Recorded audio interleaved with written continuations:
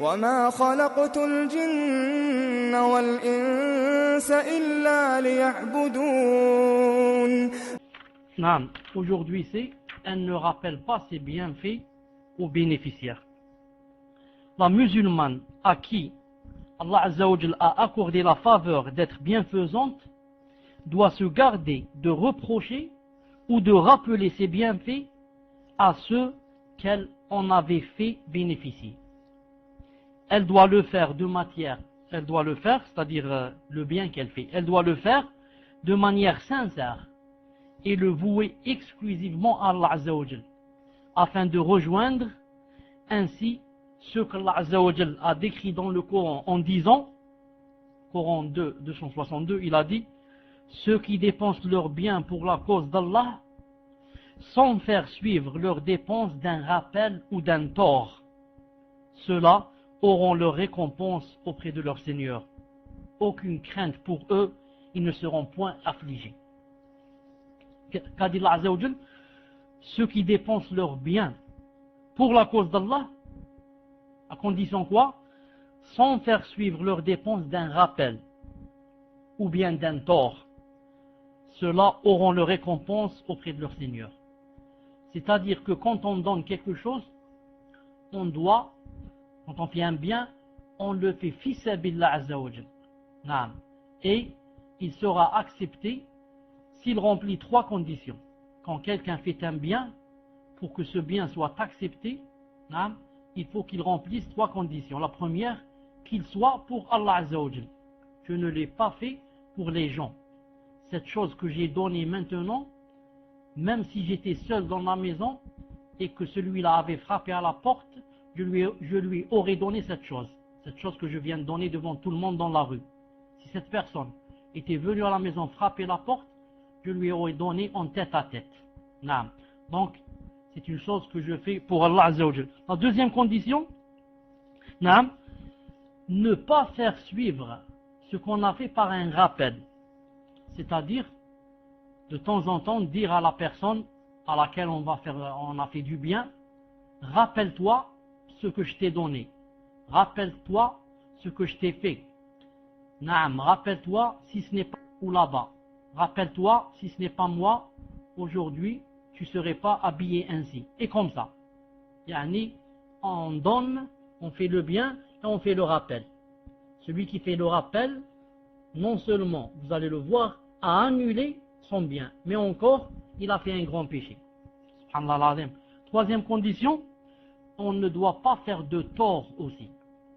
Quand je donne une chose à quelqu'un ou je fais un bien, je ne lui fais pas tort en même temps.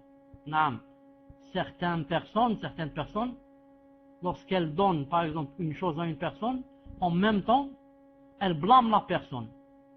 Elle lui dit, par exemple, espèce de pauvre, ou bien pourquoi toi tu travailles jamais, ou bien je ne sais pas ce qu'elle peut dire, je ne sais pas comment chez vous en Europe comment on dit ces phrases. Elle lui dit quelque chose qui lui fait vraiment mal,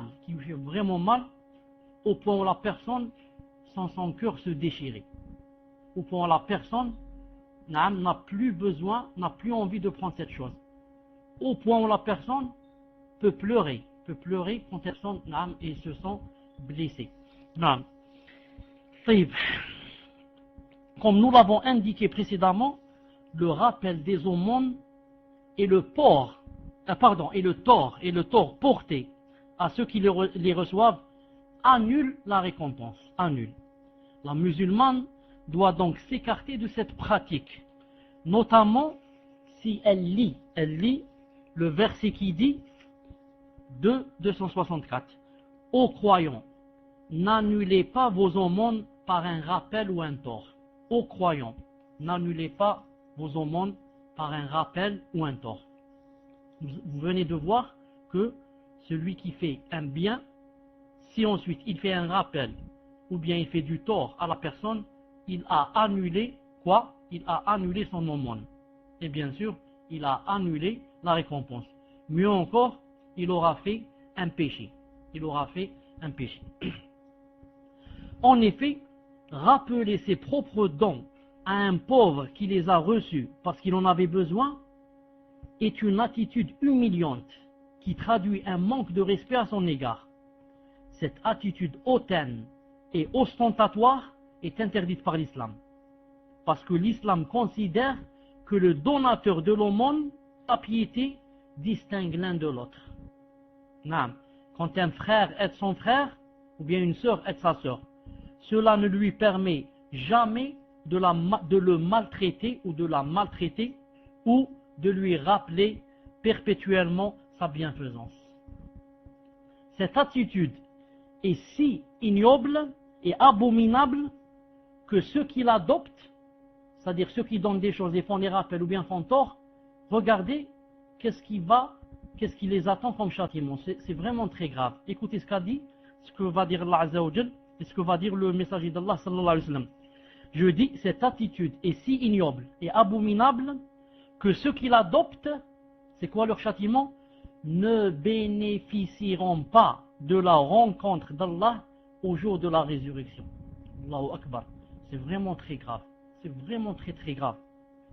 Imam Muslim rahimahullah, rapporte à ce sujet, d'après Abu Dharr al-Ghifari, radiyallahu ta'ala anhu, que le messager d'Allah sallallahu alayhi wa sallam a dit: au jour de la résurrection, il y a 3 personnes à qui Allah Azza wa Jal n'adressera aucune parole, ni les regardera, ni les purifiera de leurs péchés.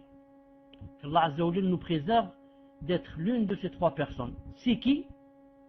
La première. Il a dit, Allah sallallahu alayhi wa sallam répéta ces mots à 3 reprises. Répéta ces mots à 3 reprises. Avant de vous dire qui sont les 3, je vais répéter la deuxième fois. Au jour de la résurrection, il y a 3 personnes à qui Allah Azza wa Jal n'adressera aucune parole, ni les regardera, ni les purifiera de leurs péchés. Ils subiront plutôt un châtiment douloureux. Et le messager d'Allah répéta ces mots à 3 reprises. Abu Dharr, qu'Allah Ta'ala l'agrée, lui dit alors: ils seront donc déçus et perdants. Mais qui sont-ils? Il répondit, écoutez bien qui sont les 3. Le premier, celui qui, par arrogance, laisse traîner son pagne par terre. Ça, c'est pour les frères qui ne veulent pas s'habiller au-dessus des chevilles et qui disent que c'est pas grave, l'essentiel, l'iman, c'est dans le cœur, etc. On leur dit, ne t'habille pas au-dessous des chevilles. Habille-toi au-dessus. Il dit, c'est pas grave, l'essentiel, c'est ce qu'il y a dans le cœur. Ce qu'il y a dans le cœur, alors écoute le messager d'Allah, ce qu'il a dit.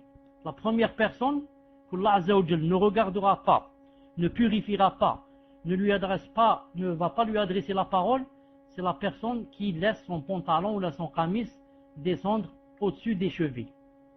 Au-dessous des chevilles. Taïb. La deuxième, celui qui ne cesse de rappeler son aumône à celui qui l'a reçu. Voilà le témoin du dars. Celui qui ne cesse de rappeler son aumône à celui qui l'a reçu. Troisièmement, troisième personne, celui qui écoule sa marchandise grâce au faux serment. Hadith rapporté par Bukhari et Muslim. Donc, c'est très grave pour ces 3 personnes. La première, pour celui qui s'habille au-dessous des chevilles, pour les hommes.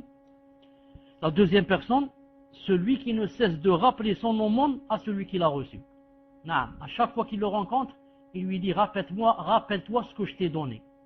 Si ce n'était pas moi, tu ne serais pas sorti de ce pétrin et des difficultés. Subhanallah al-azim. Toi, si tu as fait cette chose pour Allah, pourquoi tu lui rappelles cette chose? Et si Allah Ta'ala a commencé à te rappeler ce qu'il t'avait donné, tu peux comparer ce que tu as donné avec ce que Allah Ta'ala t'a donné? Ensuite, toi, qu'est-ce que tu as donné? Ce que tu as donné déjà appartient à Allah. Tu as donné quelque chose qui ne t'appartient pas, qui appartient à Allah subhanahu wa ta'ala. Et troisièmement, celui qui écoule sa marchandise grâce au faux serment. Beaucoup de gens, pour que la marchandise écoule, qu'est-ce qu'ils font? Ils commencent à jurer par Allah Ta'ala. Et bien sûr, non seulement ils jurent, mais encore ils mentent. Ils mentent.